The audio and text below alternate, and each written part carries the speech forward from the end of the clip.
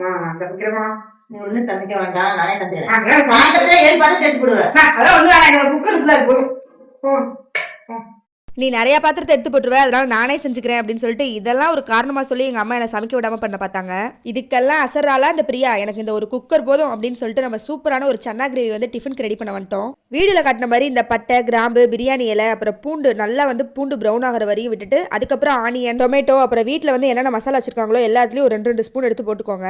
அப்படியே கொஞ்சம் தண்ணி ஊற்றி இந்த வெங்காய தக்காளிலாம் மசீர வரையும் விட்டுட்டு அதுக்கப்புறம் நம்ம ஊற வச்சிருந்த சுண்டில் எடுத்து போட்டுக்கலாம். நானா சமைக்கிறப்ப இந்த கரண்டி வச்சு பொழுதுனிக்கு கிண்டிக்கிட்டே இருப்பேன். அப்படி பண்றப்ப மனசுக்குள்ள நம்ம பெரிய செஃப்ங்கிற மாதிரி ஒரு நினப்பு. சரி அதை விடுங்க. ஒரு சொம்பு தண்ணியை ஊற்றி 4-5 விசில் விட்டு எடுத்தீங்கன்னா பார்க்கறதுக்கு இப்படிதான் மக்களே இருக்கும். அதில் அப்படியே கொஞ்சம் தேங்காய் வரைச்சி ஊற்றினீங்கன்னா என்னடா அது வெள்ளை கலர்னு தான் இருக்கும், ஆனால் ஒரு கொதி வந்ததுக்கு அப்புறம் கொத்தமல்லி தூவி இறக்கி வச்சு சப்பாத்திக்கு சாப்பிட்டு பாருங்க, டேஸ்ட் அப்படி இருக்கும். இதே மாதிரி ஈஸியான வேற என்ன ரெசிபி வேணும்னு சொல்லிட்டு கமெண்ட்ல சொல்லுங்க. Bye guys, keep smiling.